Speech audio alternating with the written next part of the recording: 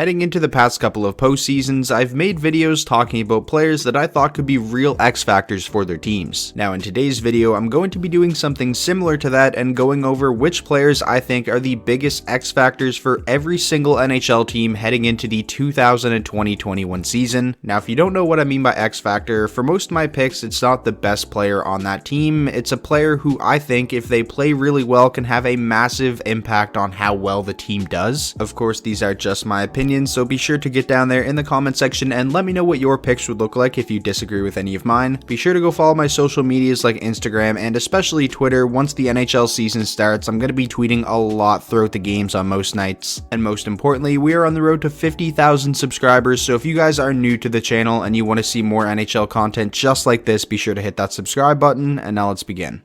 So we do this in alphabetical order, usually starting with Anaheim, but let's go backwards this time and start with the Winnipeg Jets. My pick for them is actually defenseman Sami Niku, who won AHL Rookie of the Year back in the 2017-18 season. Since then, has been up and down between the American Hockey League and the NHL, has played a total of 48 NHL games. I'd imagine this season he's going to be a full-time NHLer for the Jets. Throughout training camp so far, he's been playing on the top pairing with Josh Morrissey, so that's definitely a pretty big opportunity for him. So if Niku can come in and put together a strong season playing in the top 4. On top of that, you have Ville Heinola coming in and probably making the team. That would be a pretty big help for the Winnipeg Jets blue line, which is definitely their biggest weakness. The Washington Capitals, I'm going to go with backup goaltender Pheonix Copley. My reason for choosing him is because of what happened with Henrik Lundqvist and him being out for the entire season. And I've said this a couple of times in my division prediction videos. I think this year having 2 good goaltenders is going to be more important than it's ever been. So I would say that it is pretty important that Pheonix Copley at least serves as a competent backup to Ilya Samsonov, because although Samsonov is young, you can't play him in every single game in a season like this. Next we have Vegas. This was a pretty easy one for me. I'm going with Cody Glass. Now this was actually pointed out to me by a friend, but Chandler Stevenson has been playing in between Mark Stone and Max Pacioretty in the Golden Knights training camp so far, and don't get me wrong, I like Chandler Stevenson. He played well for Vegas after coming over from Washington this past season, but ideally he's not somebody you probably want centering your top line. So I think if Cody Glass can eventually take over that spot and prove that he's ready to thrive in that type of role, you know, bump Stevenson down the lineup a little bit, I think that would be huge for the Knights. The Vancouver Canucks, I'm going with rookie Nils Hoglander, their second round pick from the 2019 draft, and from everything that I've seen and read so far, it's looking like Nils Hoglander has a very strong chance of making the Canucks this year, and he's the type of player who I think if he's playing, he's probably going to be in the top 6. If he can come in, score maybe 10-15 goals, in my opinion, that would really make up for losing somebody like Tyler Toffoli in free agency.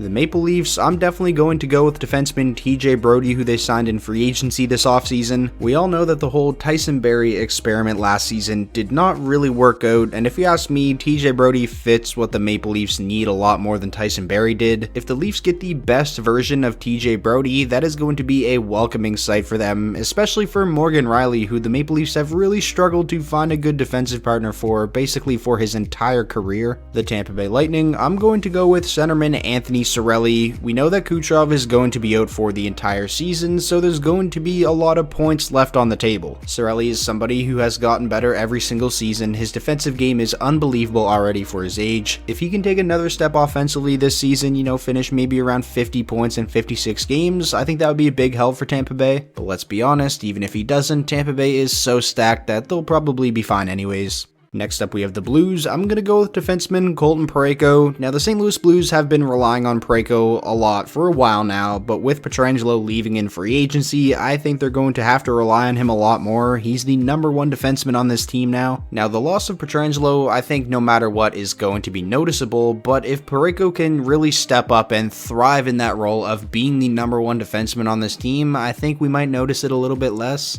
San Jose, this was a very easy one for me. I'm actually giving it to both Devin Dubnyk and Martin Jones. It's pretty simple. If Jones and Dubnyk don't bounce back and they play similar to how they played this past season, then the San Jose Sharks are not doing anything. They don't even have to play amazing. If they can just both at least give the Sharks solid goaltending, then maybe San Jose has a chance. The Pittsburgh Penguins, I'm going with another goaltender here. I'm going to say their biggest X factor is Tristan Jarry. He's the man in the crease in Pittsburgh now. They traded Matt Murray, and you know, based off of how how those two guys played this past season, that's really the only choice they could have made. When it comes to the Penguins, I really like their group of forwards. I think their defense is good enough. If Tristan Jarry can play similar to how he did this past season, where he put up a .921 save percentage, I'd be surprised if this team doesn't make the playoffs. The Philadelphia Flyers, I'm going to go with Nolan Patrick, who obviously missed the entirety of the 2019-2020 season. He's back now, he's fully participating in camp for the Flyers, he's going to be ready to go for the season, and if Nolan Patrick can be anything close to the player that he was expected to be when the Flyers drafted him 2nd overall back in 2017, that would give this Flyers team some pretty insane center depth, with of course himself, Hayes, and Couturier. The Sens are a bit of a tough one because they don't really have a player where I think if they play well that they could have a shot at making the playoffs. They're still very much so in the midst of a rebuild. However, with that being said, I'm going to give this one to Erik Brannstrom. Aside from Thomas Chabot, I'm very worried about the blue line that the Sens have put together. I think it's really important that Brannstrom takes a big step forward this season, because if not, then Chabot's sort of alone back there.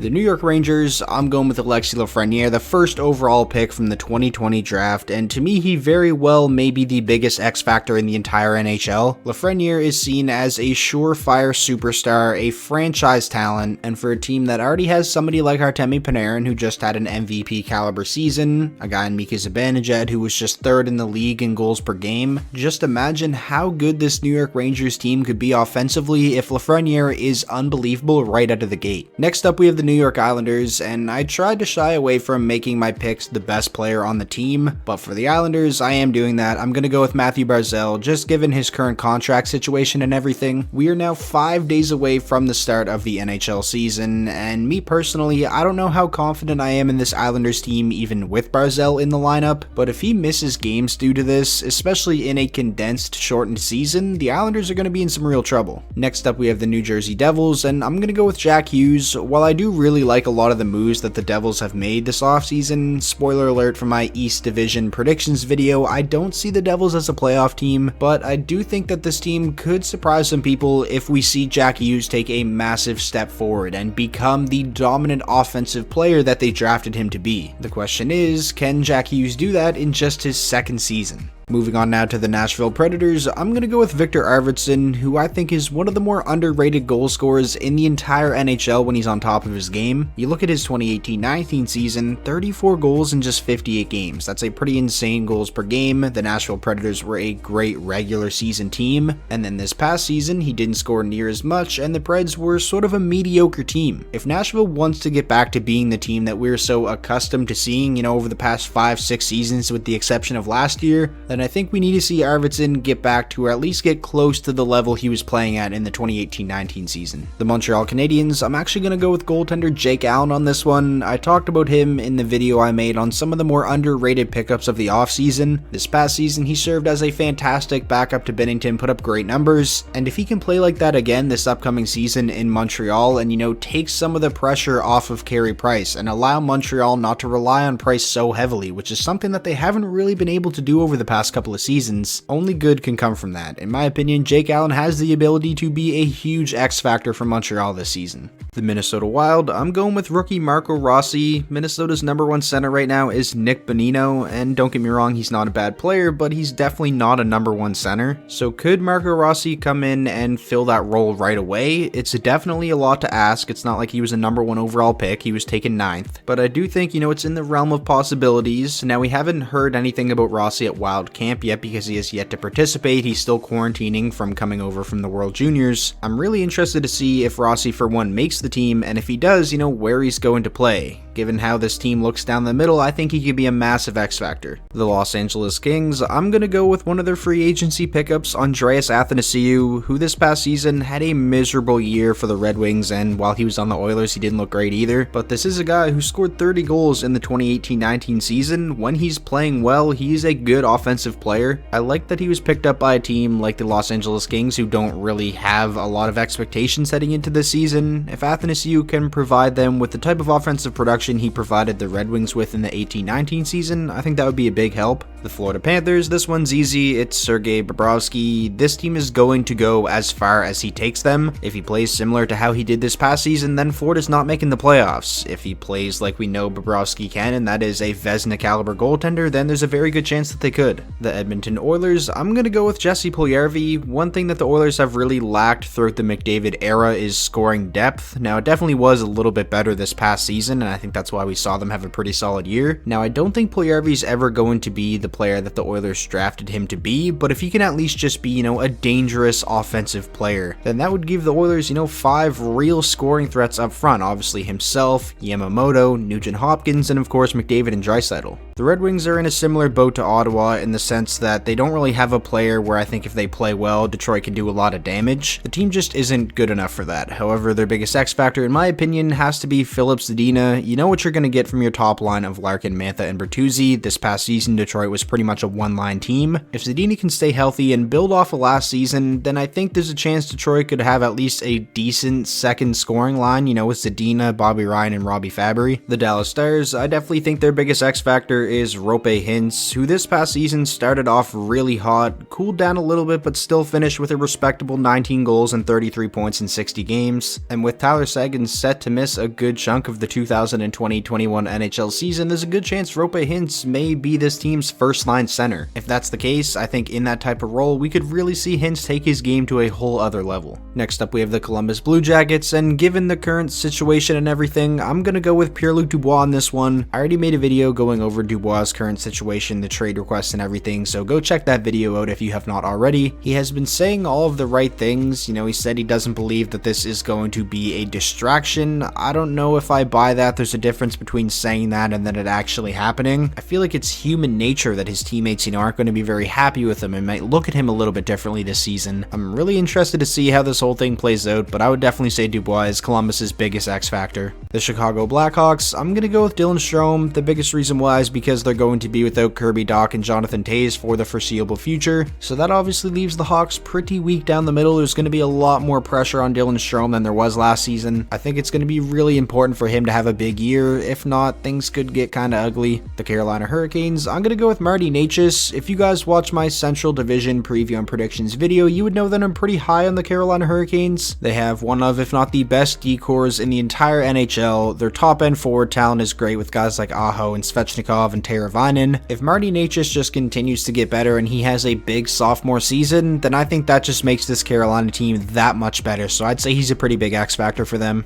The Calgary Flames, I'm going with Johnny Hockey. I don't think it's a coincidence that we saw Calgary take a bit of a step back this past season from the year prior in a Johnny Gaudreau down year. The way he plays has a massive influence on how Calgary as a whole does, obviously. So in a season like this, where Calgary's going to be in pretty tough in that Canadian division, I think it's extremely important that Gaudreau has a bounce back year. To me, he's by far their biggest X factor. The Buffalo Sabres, I'm going to go with Taylor Hall on this one. This is the first time in Jack Eichel's career that he's played with somebody the caliber of Taylor Hall. If Buffalo can get the best version of Taylor Hall, like 2018 Hart Trophy Taylor Hall, then this could very well be one of the best duos in the entire NHL. The Boston Bruins, I'm going to go with Ondrej Kase on this one. Kase's a guy who scored 20 goals back in the 2017-18 season. The following year after that, he got hurt and only played in 30 games. And then this past season, he definitely did not produce the way I'm sure he would have liked for Anaheim and when he came over to Boston. And given the fact that David Pastrnak is going to miss some time to start this season, we could see Ondrej Kase playing as high in the lineup as first line right wing. Maybe that could get Kase back in a groove and back to playing the way we saw him play in the 2017-18 season. I think that would be huge, especially in Pasternak's absence.